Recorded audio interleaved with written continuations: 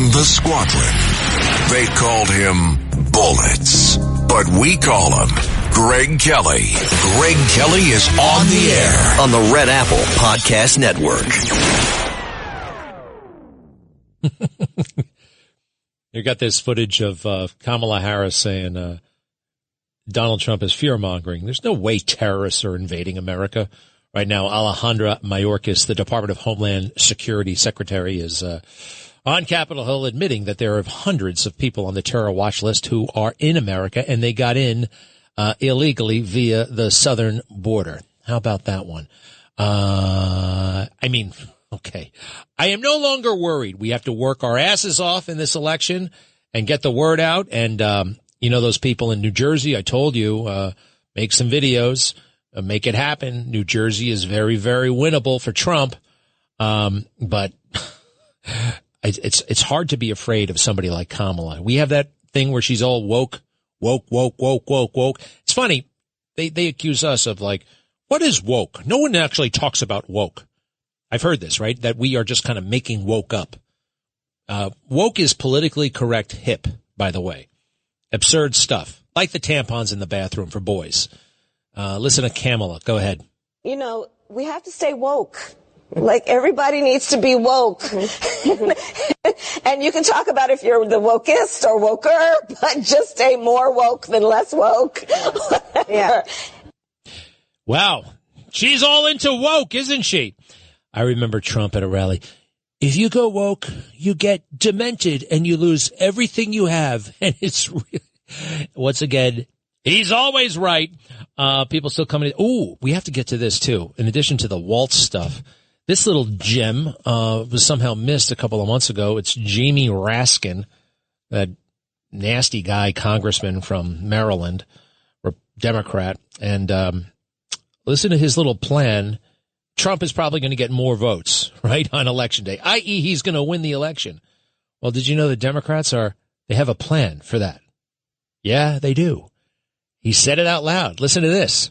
Again, it's necessary, but it's not sufficient because what can be put into the Constitution can slip away from you very quickly. And the greatest example going on right now before our very eyes is Section 3 of the 14th Amendment, which they're just disappearing with a magic wand, as if it doesn't exist, even though it could not be clearer what it's stating. And so, they want to kick it to Congress. So it's going to be up to us on January 6, 2025, to tell the rampaging Trump mobs that he's disqualified. And then we need bodyguards for everybody in civil war conditions, all because the 9 justices, not all of them, but these justices who have not many cases to look at every year, not that much work to do, a huge staff, great protection, simply do not want to do their job and interpret what the great 14th Amendment means. And I'm glad that Sherilyn's creating her new center so we can bring that. Oh, so the 14th Amendment is all about an insurrection. An insurrectionist cannot hold office, cannot hold federal office if you've been convicted of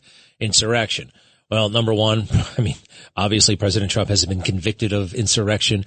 January 6th, for all their wishful thinking, for all their lying, it's not an insurrection. It wasn't led by Donald Trump, what happened that day. You're allowed to have doubts about an election's fairness. You're allowed to contest elections. You're even allowed to vote against certification, as Jamie Raskin did in 2017 himself. He voted to not certify that election. So that's pretty wild stuff.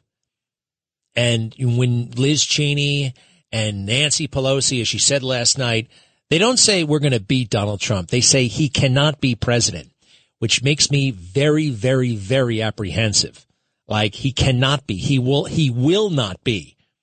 What if more people vote for him? Then he will be. No, they have a plan for that. Maybe it's killing him. Maybe it's trying to prevent him from assuming office January 6th. You see how they're guilty of the stuff that they accuse us of? Got to hear that first part again. Remember, it's the insurrection clause that he's referring to. This is what Colorado tried. Colorado said he's an insurrectionist, therefore he can't be on the ballot. Well, that got kicked up to the Supreme Court, and they said, you guys are crazy. There's nothing in here. And I think it might have been an 8-0 decision. I think it might have been an 8-0. I know there were 9 justices, but for whatever reason, one must have been sick that day. Listen to that one more time. I'll get the decision. Again, it's necessary, but it's not sufficient because what can be put into the Constitution can slip away from you very quickly. And the greatest example going on right now before our very eyes is Section 3 of the 14th Amendment, which they're just disappearing with a magic wand, as if it doesn't exist, even though it could not be clearer what it's stating. And so, they want to kick it to Congress, so it's going to be up to us on January 6, 2025, to tell the rampaging Trump mobs that he's disqualified. And then we need bodyguards for everybody in Civil War conditions, all because the 9 justices, not all of them, but these justices who have not many cases to look at every year, not that much work to do. Stop. How about that? Civil War conditions. Now, those guys will have bodyguards. Will you? Will I? What do they have up their sleeve? My God. I mean, Jamie Raskin has to be, I think, subpoenaed at the very least. What is he talking about? He's talking about civil war. This is not some kook on the internet. This is the guy, he's on the House Judiciary Committee, for crying out loud. By the way, it was a 4-3 decision on the, Colorado elector, another resident. Trump removed from the Colorado primary under Section 3 of the 14th Amendment, claiming the amendment's language barred service in federal office for someone who took part in an insurrection against the government and who had a sworn oath to protect the Constitution. The Colorado Supreme Court overturned a state district decision that found Trump had engaged in an insurrection, but that the Section 3 language raised doubts if it applied to Trump. Oh, I'm sorry. The 4-3 decision was the Supreme Court decision of Colorado. Now, let's get to the one, because I think it might have been, guess who concurred? Guess who said that Trump belongs on the ballot and he's not an insurrectionist? Sonia Sotomayor, Elena Kagan, Ketanji Brown Jackson all believe that Colorado on its own could not disqualify Trump. Allowing Colorado to do so, we agree, create chaotic state-by-state patchwork at odds with our nation's federalism principles. The justices disagreed in how the federal government would determine the issue of Section 3 disqualification. 5 majority justices in the unsigned opinion decided that Congress would need to pass legislation to enforce the 14th Amendment's disqualification provisions, because the Constitution makes Congress, rather than the states, responsible for enforcing Section 3 against federal office holders and candidates. We reverse, the 5 justices wrote all right, so it is technically, they say, up to Congress. I don't think Congress could pull that off. However, if they decertify, if they get enough to not certify states and we don't get to 270, then what? Then what the hell happens? Well, he just said it right there. Civil war. That's coming from the left. That's a call for political violence. It's at least the sanctioning of political violence. These people are crazier than I thought. Well, we always knew they were nuts. Is there anything else of, hey, Donald Trump put on Truth Social one great big tweet. Thank you! Exclamation point. Everybody's thrilled that this whack job liberal crazy person, Walz is his name. Anybody remember that from The Godfather? Wasn't that the name of the producer in Hollywood that they went out to visit? The Don can't wait for bad news. The Don wants to be told bad news right away. I love it. This is a very interesting time. Ooh. Now, Josh Shapiro is the loser. It doesn't matter. We don't have to talk about that. Did you hear what Nancy Pelosi said about Joe Biden? She's still in Congress. She's still a member, walking around with her security detail and all that stuff. Her new book is called Art of Power, The Art of Power. And it has her wearing like a $10,000 women's suit, like pristine white, and she's on a balcony at the Capitol. And she looks like royalty. And that's how they think of themselves, that they are better, that they are special.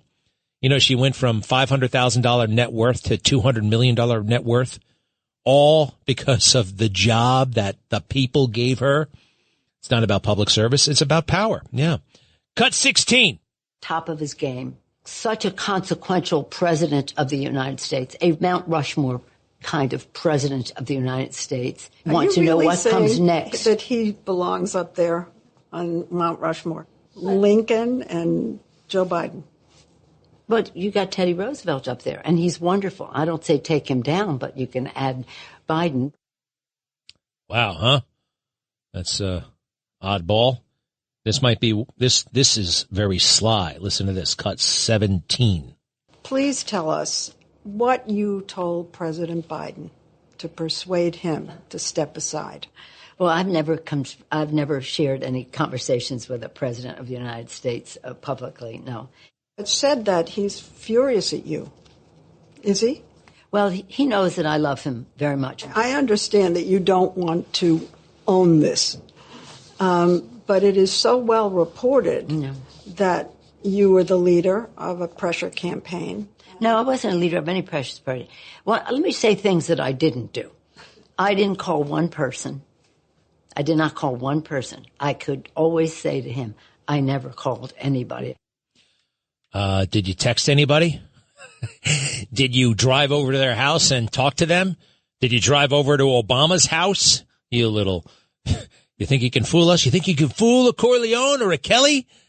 You could just drive over to Obama's house, have a conversation with him. That's why he's in Washington, D.C. You engineered a coup. It really is a crap. How did they get him out?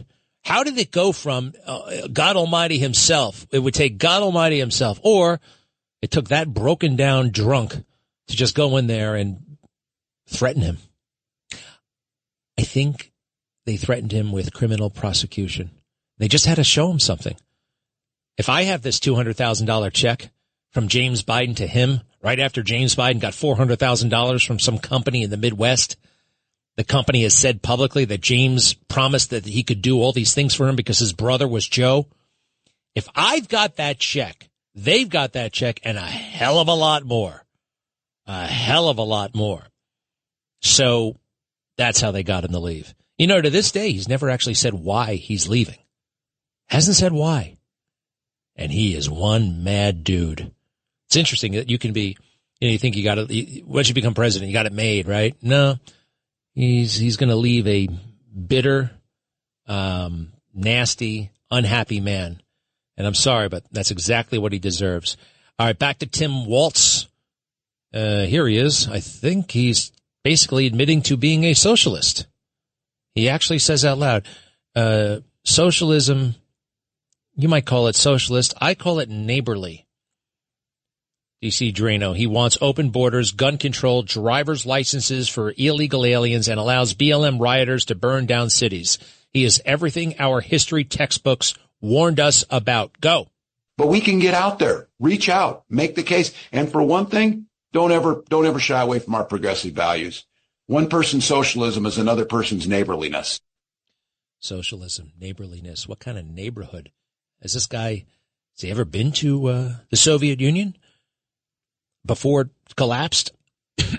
I was there. I'm so glad I went. 10th grade, Garden City High School. What was his name? Good guy. I'm not going to remember, but I know Mr. Wineland went with us, but the leader of the trip, what was that guy's name? We all went over there. Back then, you couldn't fly directly to Moscow. This is one hell of a field trip, huh? You had to saved up the money. I had a paper out back then, and my parents helped as well. Thought it'd be interesting to go see the Soviet Union. First, we fly to Finland because you couldn't fly direct to Moscow. And we stay a day in Finland, in Helsinki, and then you take an Aeroflot jet, which was, I mean, my God, that thing, it was a little bit on the scary side. The seats were like, they had nets, little nets. You ever see, it was like a wicker basket. And then they fly us to Moscow. And the very first thing I remember, we were in a bus. We got off the plane, not into the terminal, but onto a bus. And we were in the bus for 2 hours. 2 hours. And it was at night. It was like right out of the Gorky Park movie. It was very Cold War. And finally, an official gets on the bus and says, welcome to USSR. We are sorry for the delay, but you had so much luggage. It took us a long time, so much luggage, like implying that we ugly Americans, materialistic, had too much crap, right? It was a lie. It was just interesting. And it was the first of many lies. And thank God for Ronald Reagan, because he, more than anybody else, destroyed that corrupt way of life, communism. In Russia, at least, it still pervades elsewhere. Can't let it happen here. Be right back. Greg Kelly on the Red Apple Podcast Network. So some people say or think that the message I sent to President Trump last week was all about him changing. It's not really. No, I said I want to see him do something in addition to the rallies. The rallies aren't necessary. At one point I wondered, hey, are they getting a little bit old? They're not. The rallies are necessary. But I also think it's necessary for him to go in front of different audiences, like undecideds and a smaller group, because it will bring out another side that is part of him. And I know he has it, and I know it would be great if people could see it. The empathetic side, the understanding side, the side that listens to people. He's got all that. He's an amazing dude. And if people could see that, and I think it would come out if he talked in smaller groups, not a great big rally, and some of the people undecided, he could convince them. I hope he does that. At the same time, I'm not telling him to back off criticizing people. He can totally criticize people, especially Governor Kemp of Georgia. He did it the other night. He so richly deserves it. Listen to this, please. But Kemp doesn't want to end it because he's a bad guy, he's a disloyal guy, and he's a very average governor. Little Brian Kemp. Bad guy. But think of it. I got this guy, just think, and then that's it. I got this guy nominated, I then got him elected. Without me, he doesn't get nominated and he doesn't get elected. He had no chance of winning either one, and all he had to do is sign something where the Senate would like to look at election integrity. This is an honest man. That's an honest man. They were all honest. They were looking at something very legitimate. And this bad guy said, "I'm sorry, sir. I can't do it." I called him and I said, "Brian, they're looking at election integrity. Is there anything you can do?" "I'm sorry, sir. I can't get involved in that." I said, "But Brian, you don't understand. This is a good thing, not a bad thing." "I'm sorry, sir. I can't get involved." I've had you up to here, Brian. I've had you up to here. He's a bad guy, and he's not doing this country a good service. And then his wife. He talked about his wife. How can a man talk about another man's wife? Well, the Kemps started it. They totally started it. I'm getting messages. Donald Trump has to stop this. No, he doesn't, especially in Georgia. I'll show you what Kemp and his wife did to Trump when we come back. And if they did that, they would do anything to stop Trump. If they did what I'm about to show you they did, they would do anything else. Greg Kelly on the Red Apple Podcast Network. I got to admit, I never really thought about Tim Walz. I think I know I heard his name during 2020 and kind of forgot about him. I thought about him last week for the first time in years because he was in consideration to be Kamala Harris's running mate. Now that he is, we need to know more about this guy, and someone who really knows him through and through is our next guest, Liz Collin. She's an amazing journalist from Minnesota. She did one of the most important documentaries, I think, of this century so far, The Fall of Minneapolis. It tells the truth behind the whole George Floyd. In some ways, it was a hoax, to be honest. We've been told nothing but lies about that case. Liz Collin had a very successful career in local news, and now she is out on her own, telling the truth in the most spectacular way. Liz, welcome back. How are you? Doing well, Greg. Thanks for the kind words. Thanks for having me on. You bet, and I'm anxious to know. Tell us what we need to know about this guy. Gosh, hopefully you have a long time.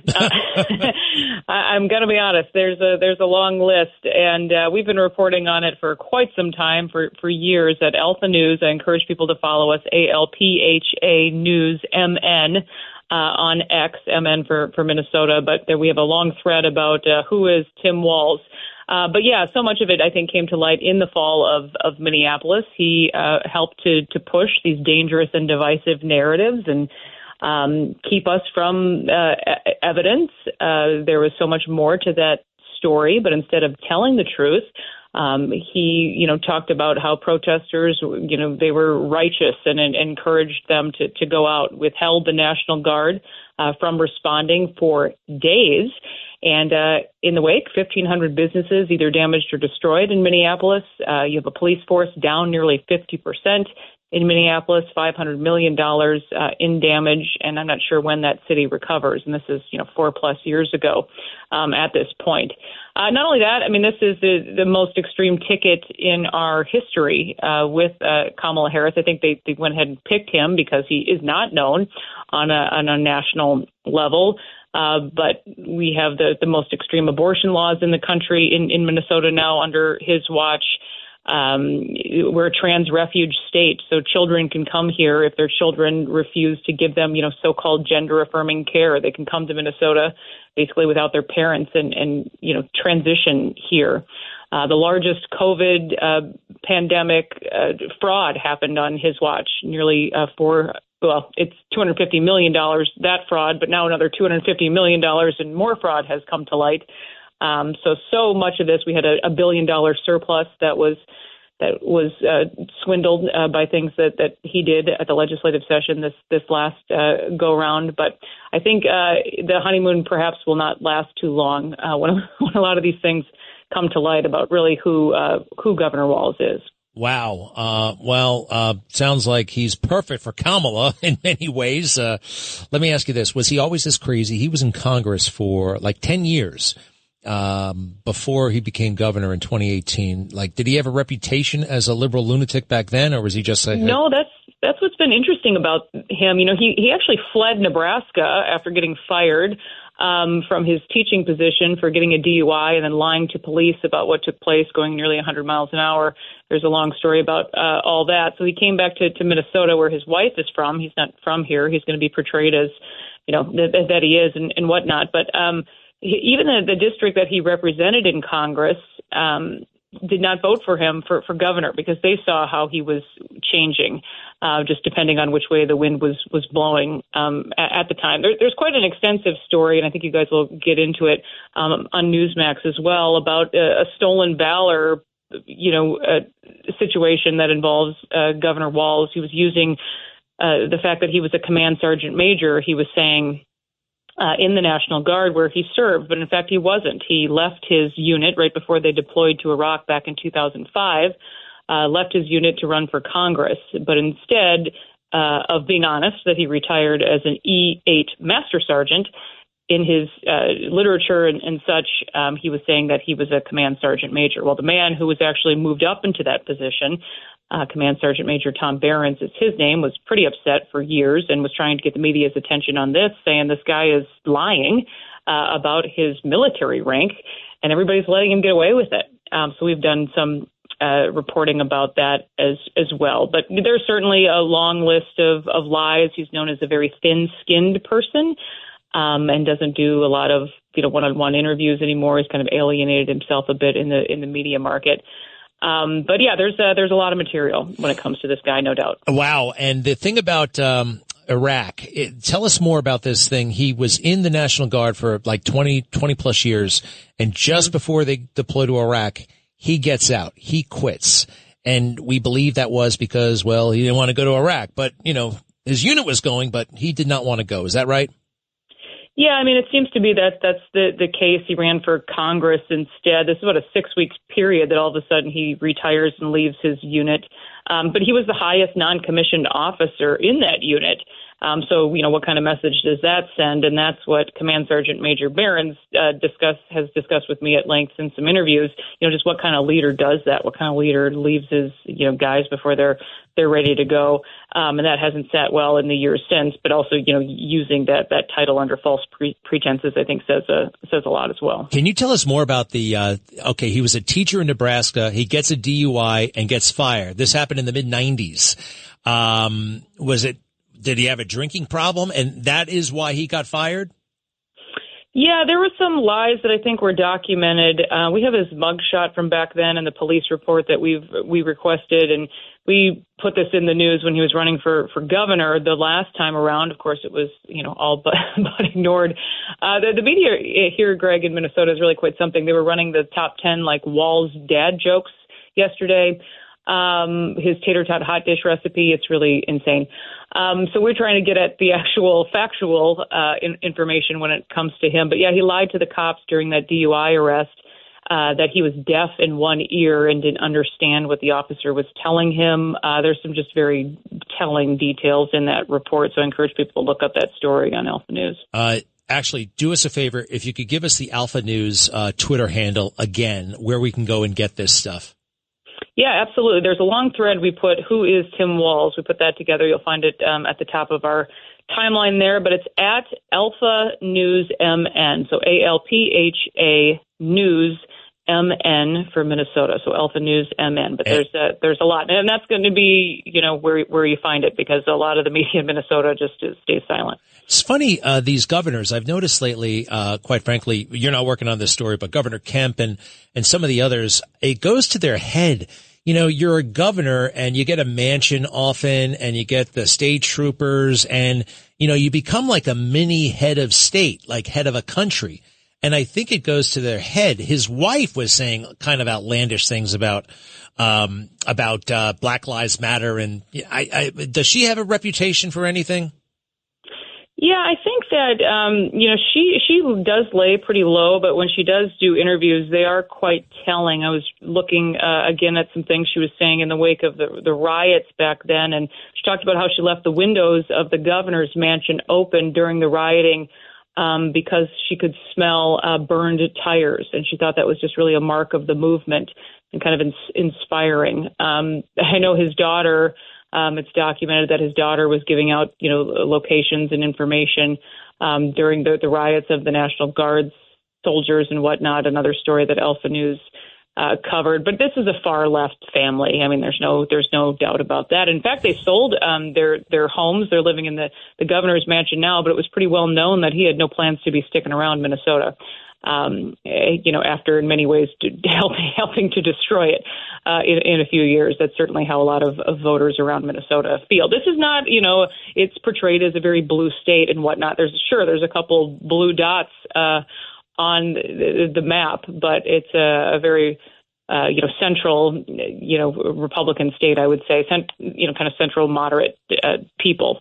They don't like a lot of this radical stuff, and this is a lot of the things that he's backed since he's been governor. Thank you for telling us about the daughter, quite frankly. And if anybody thinks that's unfair, number one, she's an adult, and number two, we have the tweets where she is actually kind of providing inside information to rioters about, hey, you can do your thing tonight because I know from my dad, the National Guard is not going to hassle you.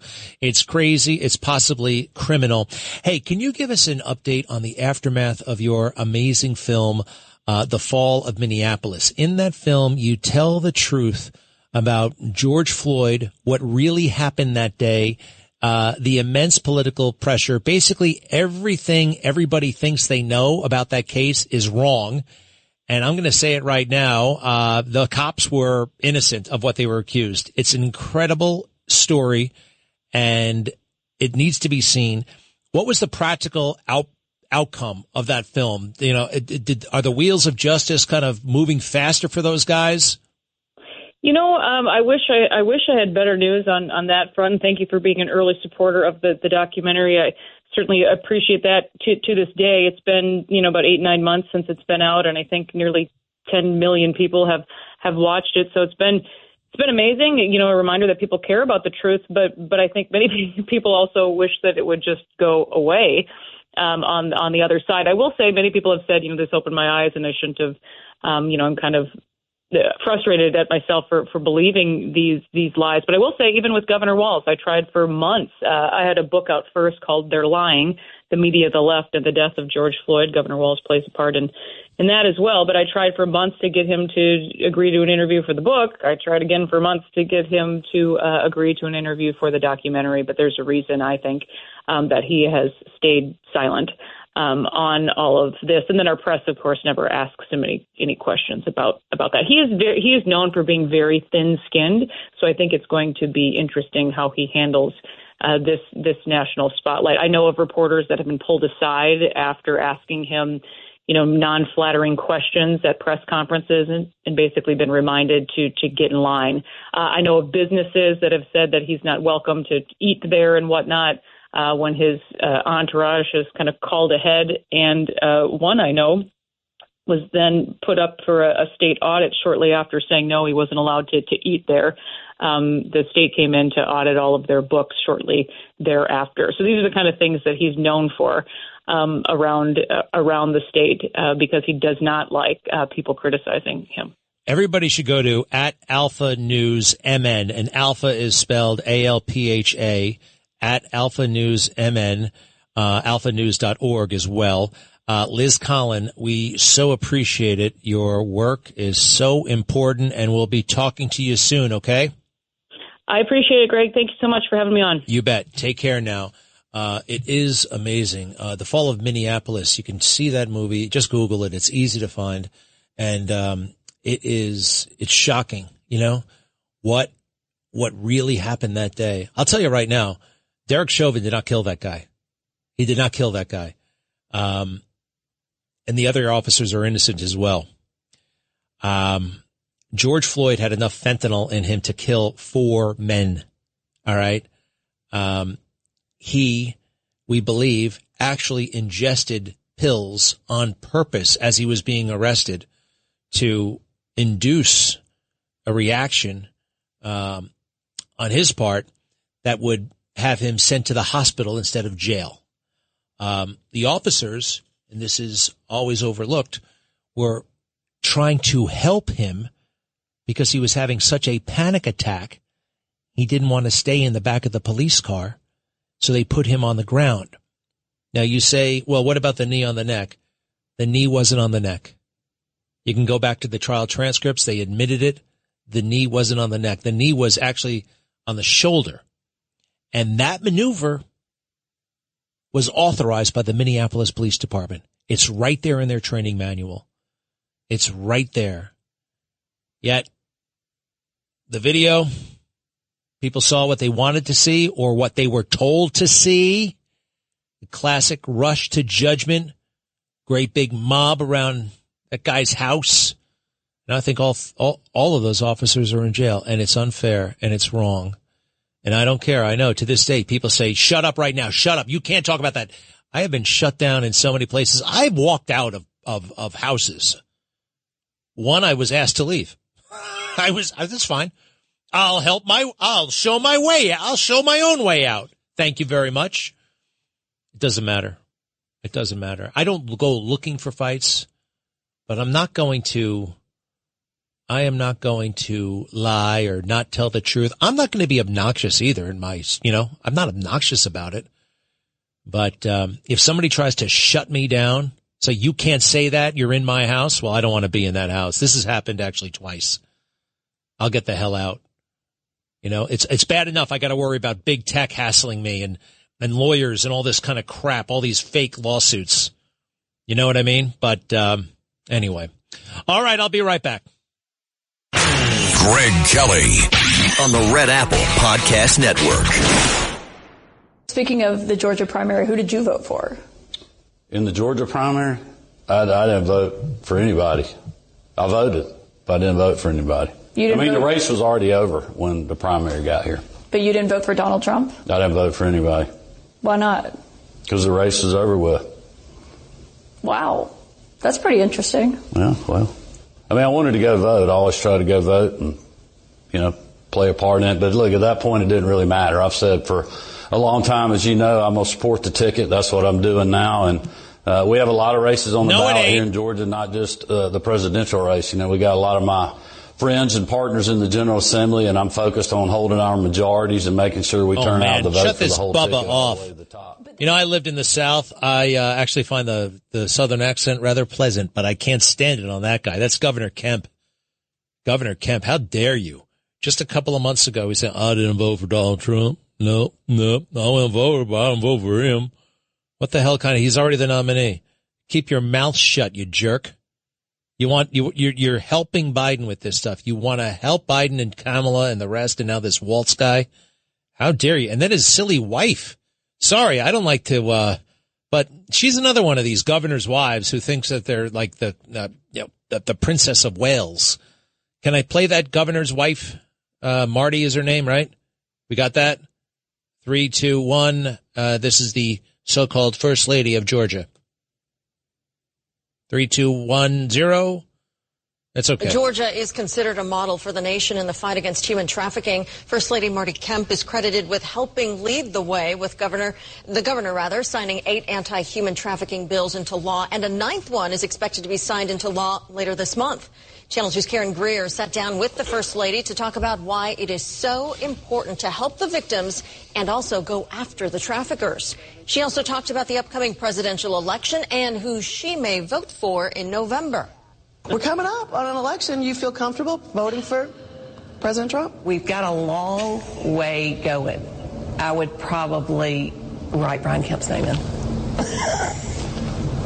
He'd make a darn good president, in my opinion. We've got a lot that'll happen between it. 6 to 8 months is a lifetime in politics. Not when the convention is 2 weeks away. She said that before what? That's really creepy. I mean, 6 to 9 months, a lot can happen. Yeah, like he could get shot. Is that what you're getting at, lady? It's a crazy statement. Donald Trump is right. Georgia's critical, and I don't trust those people. Do you? Margaret, are you on the phone? Is Margaret there? Did we lose Margaret? Joseph, hello. Oh. Hey, I have an idea which might help be a counteroffensive to the Republican women for Kamala. It would be for patriotic women who admire Trump and perhaps want to make change for the better. And I think it's a grassroots thing. And what it would be to reinstate the curtsy. God, you get lost, Joseph. That's ridiculous. Ridiculous. Reinstate the curtsy. Who's ever curtsied? I saw a curtsy once in square dancing when we did square dancing in Schubert's School in Baldwin in 2nd grade. Barbara, hello. Let's wrap it up with Barbara. Hi, Greg. I'm looking at the choice of Walz through the prism of religious freedom, and it confirms the Democrat priorities that they choose anti-Semitism by avoiding a Jewish candidate, and that they place a premium on unrestricted abortion by choosing Walz and facilitating death for the priceless unborn. So we Americans would do well to look at the Bible and remember what Deuteronomy tells us. This day I call the heavens and the earth as witnesses against you, that I have set before you life and death, blessings and curses. Now choose life, so that you and your children may live. We love it. We love it. Barbara, it's great to hear from you on a Tuesday, no less. We appreciate it so much. Good stuff. What a creepy guy that is, huh? Yeah, I know. Me too. Dr. Turow was the guy I was trying to think of at Garden City High School. Dr. Turow, I believe he's no longer with us. He ran one hell of a field trip to the Soviet Union.